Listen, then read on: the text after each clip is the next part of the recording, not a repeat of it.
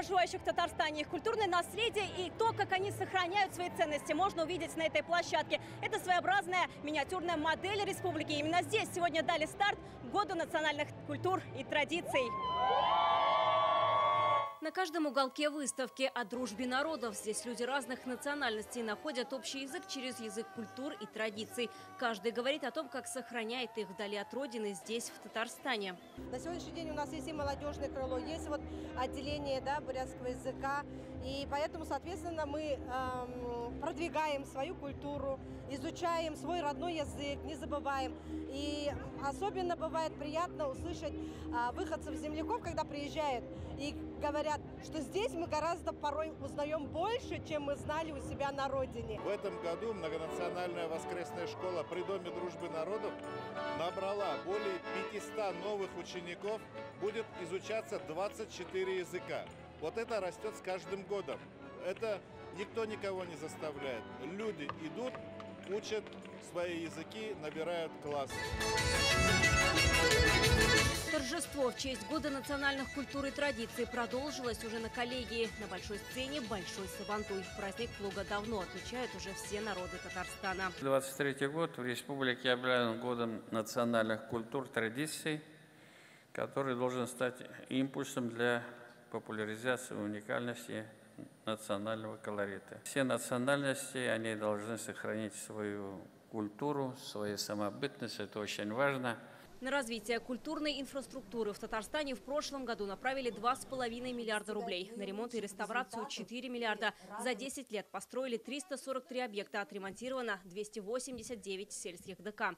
Как отметила Ирада Аюпова, по их состоянию к некоторым районам есть вопросы.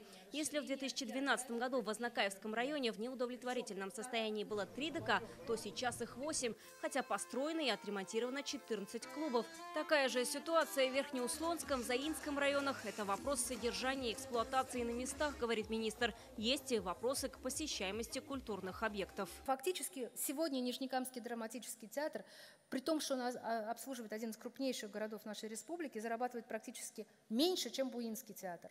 Нижнекамский драматический театр после масштабного ремонта и оснащения не показывает нужной динамики роста. Руководителю нужно найти интересные зрителю формы, отмечает Ирада Аюпова. Посещаемость после ремонта и строительства новых ДК упала и в селах. Это клубы в Уразла, Зеленодольском и в Званке, Пестричинском районах. Зачастую проблема в том, что, как я уже говорила, это планирование объектов. Объект строится с завышенной мощностью. При заявках на строительство объектов культуры нужно детально анализировать необходимую мощность с учетом перспектив развития населенного пункта, наличия необходимых кадров и максимального охвата жителей. Мы все можем купить, все построить, но должен быть результат, прокомментировал Рустам Миниханов. Президент подчеркнул, все требования по эксплуатации должны выполняться. Безусловно, ремонт и красивые стены не главное. Важно, чтобы все объекты не пустовали, не простаивали, были наполнены содержанием и работали для культурного и духовного развития людей. Очень правильно надо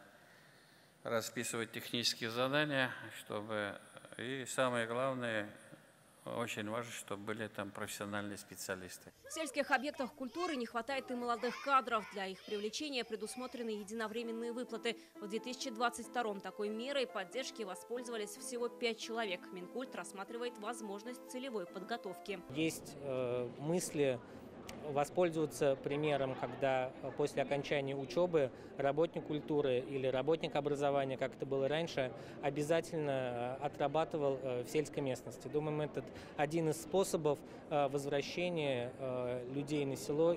Вокалчы, артист, солист Кохиров Филюс Махибулна. Рустам Миниханов сегодня вручил и награды. Звания народных артистов получили популярный татарский певец Филюс Кагиров и артистка академической сцены Алина Шарибжанова. Вероника Гайнудинова, Вадим Илларионов, ТНВ, Казань.